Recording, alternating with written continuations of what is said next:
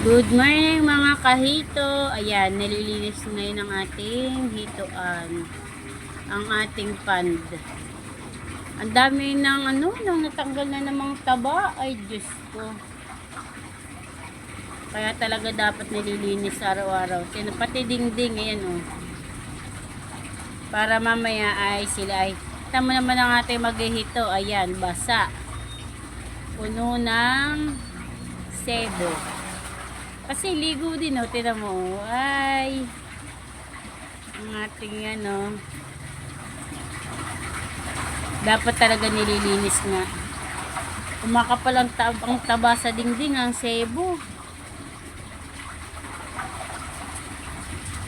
Hindi naman pwedeng hindi natin lilinisan yan mga kahito kasi dyan na yung nga yun, bakterya. Anong bakterya bang tawag? Ammonia ba yun? Ano ba yun? Yun. Diyan kasi dumidikit sa dingding.